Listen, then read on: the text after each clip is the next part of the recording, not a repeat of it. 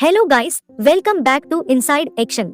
आज हम एक्सप्लेन करने वाले हैं 2015 में रिलीज हुई ऑस्कार विनिंग फिल्म को, जिसका नाम है द रेवेनेंट। अब इस शानदार मूवी का एक्सप्लेनेशन शुरू करने से पहले आप सबको एक रिक्वेस्ट है, अगर आपको एक्सप्लेनेशन पसंद आए तो वीडियो को लाइक कर देना और चैनल को सब्सक्राइब करके बेल नोटिफिकेशन को ऑल पर सिलेक्ट कर लेना, ताकि जब भी इस चैनल पे वीडियो आए तो सबसे पहले आपको मिले। अब बिना देरी किए कहानी को शुरू करते हैं। मूवी शुरू होते ही हम ह्यू ग्लास नाम के आदमी को देखते हैं, जो अपने परिवार के साथ होता है। एक दिन उनके कबीले के ऊपर कुछ ऑफिसर्स आके हमला करते हैं, जिससे उसकी बीवी की मौत हो जाती है और ग्लास अपनी बेटा को लेके वहाँ से निकल जाता है। अब कहानी शिफ्ट होता है 1823 में, जहाँ पे ग्लास अपना बीटा हॉक को लेके जंगल में शिकार कर रहा होता है। ग्लास एक ग्रुप का मेंबर होता है जो जानवरों का शिकार करके उनकी खाल को बेचकर पैसे कमाते हैं, और इस ग्रुप को ट्रैपर कहा जाता है। एक दिन ये ग्रुप शिकार करके वापस जाने की तैयारी करते हैं कि तभी उन पर एक आदिवासी कबीला हमला कर देता है, क्योंकि आदिवासियों का जो सरदार होता है उसकी बेटी को किसी ने किडनैप कर लिया होता है। इसलिए वो लोग रास्ते में आए हर एक ग्रुप पर हमला करके उनको मारने लगते हैं। ग्लास के ग्रुप के बहुत सारे लोग आदिवासियों के हमले में मारे जाते हैं। इसीलिए ग्लास अपने बेटे और बचे हुए लोगों को लेके किसी तरह से वहाँ से बचकर निकल जाता है। अब नाव से थोड़ी दूर जाने पर ग्लास अपनी कैप्टन से कहता है कि अगर हमें सही सलामत घर पहुंचना है तो हमें नाव से उतरकर जंगल के रास्ते जाना होगा, क्योंकि अगर हम ज्यादा देर तक पानी के रास्ते से बढ़ते रहे तो हमें वो आदिवासी आसानी से पकड़ लेंगे। जिस पर जॉन नाम का एक आदमी मना करता है, पर कैप्टन उसे ग्लास के बात पर चलने को कहता है, क्योंकि इस जंगल के बारे में सबसे ज्यादा ग्लास को तजुर्बा होता है। इसके बाद सभी लोग नाव से उतरकर जंगल के रास्ते से आगे बढ़ते हैं। अब यहाँ आकर इनका कैप्टन कहता है कि हमारे पास जमा हुआ चमड़े को हमें यहीं पर छुपाना होगा, क्योंकि इतने सारे सामान को लेकर हम इस बड़े और घने जंगल में आगे नहीं बढ़ सकते। इसलिए हम बाद में आकर इन सामान को यहाँ से ले जाएंगे। सब लोग कैप्टन की बात को मान के कुछ चमड़ा वहीं पर छुपा लेते हैं। अब वो लोग आदिवासियों का ध्यान भटकाने के लिए उनके नाव को पानी में छोड़ देते हैं, लेकिन उनके ग्रुप में से 2 लोग वाक्यों से अलग नाव में जाने का फैसला करते हैं। लेकिन अगले दिन उन पर आदिवासी हमला कर देते हैं और उन्हें भी मार देते हैं, जिससे साबित होता है कि ग्लास सही बोल रहा था। अब बाकी बचे हुए लोग अपना सफर जारी रखते हुए जंगल में आगे बढ़ते हैं। काफी देर चलने के बाद सब लोग एक जगह पर आराम करने के लिए रुक जाते हैं। तभी उस जगह के मुआयना करने ग्लास थोड़ी दूर चला जाता है। तभी उसे 2 भालू के बच्चे नजर आते हैं, जिन पर ग्लास निशाना लगाने वाला होता है कि तभी उन बच्चों की माँ आकर ग्लास के ऊपर हमला कर देती है। ये भालू ग्लास पर इतनी बेरहमी से हमला करता है कि ग्लास को संभलने तक का मौका नहीं मिलता। उसके बाद ग्लास मरने का नाटक करता है, जिससे भालू को लगता है कि वो मर चुका है और वो उसे छोड़कर चला जाता है। तभी ग्लास अपने पास पड़ा बंदूक लेके भालू को शूट कर देता है, लेकिन उसे गोली लगने के बाद वो और भड़क जाता है और वापस आकर ग्लास को बेरहमी से नोचने लगता है। लेकिन ग्लास अपने चाकू से उस भालू को बार बार हमला करता है, जिससे वो मर जाता है। वहीं पर उसके ग्रुप मेंबर गोली की आवाज सुनकर ग्लास के पास पहुंचते हैं। जब वो लोग भालू को ग्लास के ऊपर से उठाते हैं तो सब लोग ग्लास को देख के हैरान हो जाते हैं। ग्लास के शरीर में ऐसा कोई जगह नहीं होता है जहां से खून नहीं निकलता हो। उसके बाद खून को रोकने के लिए उसके शरीर पर कैप्टन टांके लगवाता है और तभी ग्लास बेहोश हो जाता है। जिसके बाद वो लोग ग्लास को उठाकर आगे बढ़ने लगते हैं, लेकिन रास्ता बहुत मुश्किल होने लगता है। तभी जॉन कैप्टन को कहता है कि अगर हम ग्लास के साथ जंगल में चलते रहे तो बहुत जल्द हम लोग उन आदिवासियों का शिकार बन जाएंगे। इसीलिए ना चाहते हुए भी हमें ग्लास को मारना होगा, ताकि उसकी तकलीफ भी कम हो जाए। इसीलिए कैप्टन ग्लास के तरफ अपना गन तान देता है, पर वो उसे मार नहीं पाता। इसके बाद कैप्टन कहता है कि जो आदमी ग्लास के साथ यहाँ उसके मरने तक रुकेगा और उसे दफनाएगा, उसे वो $70 देगा। जिस पर उसका बेटा पैसे के बिना रुकने को कहता है और जिम नाम का एक लड़का भी राजी होता है। तभी जॉन भी $100 के बदले ग्लास के पास रुकने को बोलता है, जिस पर कैप्टन भी राजी हो जाता है। उसके बाद बाकी के लोग कैप्टन के साथ वहाँ से चले जाते हैं। अब ग्लास हमेशा अपनी बीवी और उसके बेटे के बारे में याद करता रहता है। यहाँ पर जॉन ग्लास को दफनाने के लिए एक कब्र खोदकर उसके मरने की इंतजार कर रहा होता है, लेकिन ग्लास इतनी बुरी हालत में होने के बावजूद वो मर नहीं रहा था। दूसरी तरफ हक और जिम मिलकर शिकार पर चले जाते हैं। तभी जॉन ग्लास के मरने का इंतजार करते हुए उसके पास रुकता है। उसके बाद वो ग्लास के पास आता है और उसे कहता है कि अगर तुम ऐसे ही बचे रहे तो हम तुम्हारे साथ ही फंसे रहेंगे, जिससे वो आदिवासी हमें ढूंढ कर मार देंगे, जिसमें तुम्हारा बेटा भी मारा जाएगा। अगर तुम अपने बेटे को बचाना चाहते हो तो तुम जल्दी से अपनी पलकें झुकाकर मेरे हाथों मरने के लिए राजी हो जाओ। अब बहुत देर आंख खुली रखने के बाद उसे अपना आंख बंद करने को पड़ता है, जिससे राजी समझ के जॉन ग्लास को मारने की कोशिश करता है। तभी वहीं पर हॉक आ जाता है और अपनी पापा को बचा लेता है और जोर जोर से चला के जिम से हेल्प मांगता है, पर तभी जॉन उसे चाकू घुसाकर ग्लास के सामने मार देता है और उसके लाश को जंगल में छुपा लेता है। यहाँ पर ग्लास चाहकर भी कुछ नहीं कर सकता था और गला के घाव के कारण कुछ बोल भी नहीं सकता था। अब अंधेरा होने पर जिम शिकार लेके वापस आ जाता है। जब उसे हॉक नहीं दिखाई देता तभी वो जॉन से हॉक के बारे में पूछता है, जिस पर जॉन कहता है कि मुझे इसके बारे में कुछ भी नहीं पता है और शायद वो दूसरी जगह शिकार करने गया हो। अगली सुबह जॉन जिम को कहता है उनके तरफ करीब 20 आदिवासी आ रहे हैं, इसीलिए उन्हें अभी यहाँ से निकलना होगा। जिस पर जिमी ग्लास को बिना दफनाए छोड़कर जाने को मना करता है।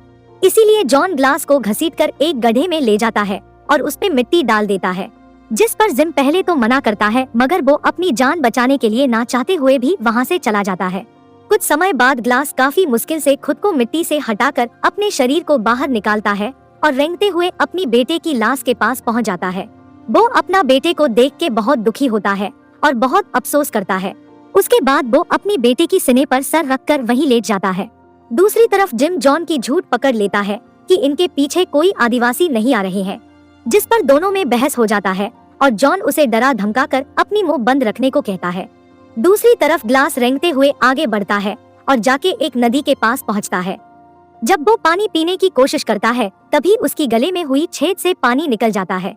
इसीलिए वो अपनी गले पर थोड़ा बारूद लगाता है और आग जलाकर घाव को भरने की कोशिश करता है, जिसकी वजह से वो दर्द से चीखने लगता है। फिर उधर ही रुककर आराम करता है और रात को मरे हुए पक्षी को खाकर अपनी पेट भरता है।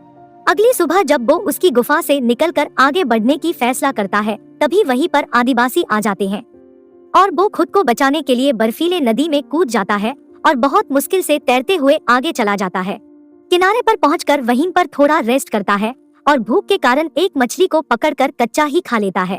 अब शाम होते ही उसे एक रोशनी दिखाई देती है। जाके देखता है तो एक आदमी एक भैंस को खा रहा होता है। अब ग्लास उसके करीब जाता है और उसे खाना मांगता है। अब वो आदमी उसे अपने शिकार में से कुछ टुकड़ा ग्लास को खाने के लिए देता है। अगली सुबह वो आदमी उसके शरीर के जख्मों को देखता है और उसका कारण पूछता है। यहाँ पर ग्लास उसे पूरी बात बताता है कि कैसे उसके ऊपर भालू ने हमला किया था, जिसके बाद उसके लोगों ने ही उसे वहीं पर मरने के लिए छोड़ दिया था, और अपने बेटे के बारे में भी बताता है। ग्लास के बात सुनकर वो भी कहता है कि मैंने भी अपने परिवार को खो दिया है। उसके बाद वो आदमी ग्लास को अपने साथ लेकर चलने का फैसला करता है और दोनों घोड़े पर बैठकर वहाँ से निकल जाते हैं। उसके बाद अगले कुछ दिनों तक वो दोनों एक साथ अपना सफर जारी रखते हैं। दूसरी तरफ जॉन और जिम अपने बेस पर पहुँच जाते हैं, जहाँ पर जॉन जिम को डराते हुए अपना मुंह बंद रखने को कहता है। उसके बाद जॉन कैप्टन से मिलने जाता है, जहाँ पर कैप्टन हॉक और ग्लास के बारे में पूछता है, जिस पर जॉन कहता है कि वो ग्लास मरने के बाद उसको वहीं पर दफना दिया है और हॉक कहीं चला गया था। सारी बात सुनकर कैप्टन काफी दुखी होते हैं और इन दोनों की बहादुरी के लिए उन्हें इनाम देते हैं। उसके बाद जॉन अपना इनाम का हिस्सा रख लेता है, पर जिम पैसे लिए बिना वहाँ से चला जाता है, क्योंकि वो अपनी गलती के वजह से गिल्टी फील कर रहा होता है। दूसरी तरफ ग्लास उस आदमी के साथ आगे बढ़ रहे होते हैं और तभी घाव सड़ने के वजह से ग्लास की तबीयत खराब हो जाता है और वो बेहोश हो जाता है। तभी वहाँ पर एक तूफान आ जाता है, इसीलिए वो आदमी तूफान से बचने के लिए वो आग और छत बनाता है। उसके बाद जड़ी बूटी से ग्लास की इलाज करता है और उसे बचाने की सारी कोशिश करता है। वहीं पर ग्लास अपने बेटे को सपने में देखता है, जो हाल ही में मारा गया था। अगली सुबह जब उसकी नींद खुलता है तब वो बिल्कुल ठीक हो चुका था, लेकिन वो आदमी वहाँ पर नहीं होता है। बहुत ढूंढने के बाद देखता है कि वो आदमी एक पेड़ पर लटका हुआ है। जब तक वो समझ पाता कि कौन इसे मारा है, तभी उसका नजर कुछ फ्रेंच शिकारियों पर पड़ती है, जिन्होंने आदिवासियों के सरदार की बेटी को अगवा किया होता है। जब शिकारियों का सरदार उस लड़की की रेप कर रहा होता है, तभी ग्लास आके उसे बचा लेता है। जब ग्लास अपना घोड़ा लेके वहाँ से बचकर भागने की कोशिश करता है, तब वो शिकारी उसे देख लेते हैं, इसीलिए वो उनके ऊपर गोली चला के वहाँ से भागने लगता है। तभी उसके पानी के बोतल वहीं पर गिर जाती है। अब उनसे पीछा छुड़ाने के बाद अंधेरा हो चुका होता है, इसीलिए ग्लास एक जगह पर आकर रेस्ट करता है। लेकिन अगली सुबह होते ही वापस उसके ऊपर आदिवासियों का हमला होता है, इसलिए ग्लास घोड़े पर बैठकर वहाँ से भागने लगता है, पर तभी उसके घोड़े पर तीर लग जाता है, जिससे वो संभाल नहीं पाता है और वो एक खाई में जाकर गिर जाता है। वहीं पर गिर के घोड़े की मौत हो जाती है, लेकिन यहाँ पर ग्लास पेड़ों से टकराने के कारण बच जाता है। उसके बाद ठंड से बचने के लिए ग्लास घोड़े का पेट चीरकर उसके सारी अंतड़ियां बाहर निकाल लेता है और उसके पेट के अंदर जाके ठंड से बचने की कोशिश करता है। अगली सुबह होते ही वो घोड़े के अंदर से बाहर निकलता है और अपनी आगे की सफर जारी रखता है। दूसरी तरफ एक फ्रेंच शिकारी कैप्टन की कैंप पर आता है, जहाँ पर वो कैप्टन से मिलता है। पूछने पे बताता है, मेरे सारे दोस्तों को आदिवासियों ने हमला करके मार डाला है और अब सिर्फ मैं ही जिंदा बचा हूँ। पर तभी जिम की नजर उस आदमी के पास रखी हुई उस बोतल पर पड़ता है, जो कि ग्लास की होता है। ये देखकर उन्हें लगता है कि शायद हॉक जिंदा हो सकता है, इसीलिए कैप्टन अपने लोगों को लेकर उसे ढूंढने निकल जाता है। लेकिन जॉन को पता होता है कि अगर कोई जिंदा होगा तो वो सिर्फ ग्लास, क्योंकि उसने हॉक को मार डाला था। दूसरी तरफ कैप्टन अपने साथियों को लेके हॉक को ढूंढते हुए जंगल में पहुंचता है, तभी उसे ग्लास मिल जाता है। यहाँ पर ग्लास को जिंदा देखकर सब हैरान होते हैं। तभी ग्लास हॉक के मौत के बारे में बता देता है। कैप्टन गुस्सा होके अपने कैंप पर आता है और जॉन को ढूंढने लगता है, जबकि जॉन यहाँ से भाग चुका होता है। उसके बाद वो जिम को झूठ बोलने वजह से जेल में डाल देता है, लेकिन ग्लास उसे कहता है कि जिम को हॉक के बारे में पता नहीं था और उसने वही किया जो जॉन ने उसे ऑर्डर दिया था। उसके बाद ग्लास कैप्टन को एक घोड़ा मांगता है, पर कैप्टन मना करते हुए कहता है, उसको पकड़ने में अकेला जाऊंगा। लेकिन ग्लास जिद करके उसके साथ जॉन को पकड़ने निकल जाता है। अब उसका पीछा करते करते एक दिन बीत जाता है। जब वो लोग जॉन के नजदीक पहुंचते हैं तो अलग होकर ढूंढने को फैसला करते हैं, जहां पर कैप्टन जॉन को ढूंढ लेता है, पर जॉन उसे गोली मार देता है। गोली की आवाज सुनकर जब ग्लास वहां पर पहुंचता है, तब तक जॉन वहां से भाग चुका था। इसीलिए ग्लास उसे मारने की एक आइडिया सोचता है और कैप्टन की लाश को घोड़े पर डाल के आगे बढ़ने लगता है। दूर बैठा जॉन इन लोगों को देख लेता है और ग्लास को गोली मार के गिरा देता है। जब जॉन ग्लास के लाश के पास पहुंचता है तो देखता है ये कैप्टन है। तभी पीछे घोड़े पर लेटा हुआ ग्लास उसे गोली मार के घायल कर देता है। उसके बाद जॉन अपना जान बचा के वहाँ से भागने लगता है। अब ग्लास उसका पीछा करते हुए दोनों जाके एक नदी के पास पहुँचते हैं, जहाँ पर दोनों की जबरदस्त लड़ाई होती है और दोनों एक दूसरे को बहुत ज्यादा घायल कर देते हैं। पर आखिरी में ग्लास जॉन पर भारी पड़ता है और अब उसे मारने वाला होता है। तभी वो आदिवासी यहाँ पर आ जाते हैं, इसीलिए ग्लास जॉन को उनके हवाले कर देता है, जिसके बाद वो लोग जॉन को वहीं पर खत्म कर देते हैं। उसके बाद वो लोग नदी पार करके ग्लास के पास आते हैं। तभी ग्लास उस लड़की को देखता है जिसको उसने फ्रेंच शिकारी से बचाया था, इसीलिए आज उसकी भी जान बच जाती है और आदिवासी उनके रास्ते चले जाते हैं। और इसके साथ ये फिल्म यहीं पर खत्म होती है। तो दोस्तों, ये थी आज की एक्सप्लेनेशन वीडियो। मुझे लगता है आप लोग को जरूर पसंद आया होगा, तो प्लीज अपना थॉट्स कमेंट जरूर कीजिएगा और चैनल को सब्सक्राइब कीजिएगा। तब तक के लिए मिलता हूँ आपसे अगले वीडियो में। Take care. और हाँ, लेटेस्ट मूवीज का लिंक आपको डिस्क्रिप्शन में मिल जाएगी, तो देखना ना भूले।